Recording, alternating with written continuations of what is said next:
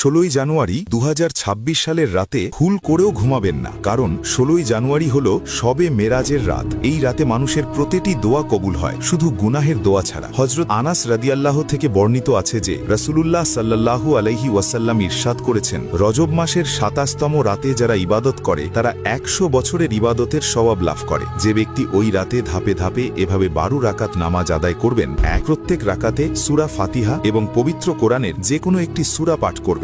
2 প্রতি 2 রাকাত পরপর আতাহিয়াতু অর্থাৎ তাশাহুদ শেষ পর্যন্ত পড়ে দরুদ শরীফ পাঠ করে সালাম ফেরাবেন। 3 12 রাকাত নামাজ শেষ হওয়ার পর 100 বার এই তাসবিহটি পড়বেন, সুবহানাল্লাহি ওয়ালহামদুলিল্লাহি ওয়ালা ইলাহা ইল্লাল্লাহু ওয়াল্লাহু আকবার। 4 এরপর 100 বার পড়বেন আস্তাগফিরুল্লাহ। 5 এরপর 100 বার দরুদ শরীফ পাঠ করবেন। এরপর ওই ব্যক্তি দুনিয়া ও আখিরাত সংক্রান্ত যে কোনো দোয়া আল্লাহ তাআলার কাছে চাইবেন। আর যদি পরদিন সকালে তিনি রোজা রাখেন তবে আল্লাহ তাআলা নিশ্চিতভাবে তার সব দোয়া কবুল করবেন। তবে শর্ত হলো কোনো গুনাহের কাজের জন্য দোয়া করা যাবে না। এই ভিডিওটি আপনার বন্ধুদের সাথে শেয়ার করুন যেন তারাও এর মাধ্যমে উপকৃত হতে পারে।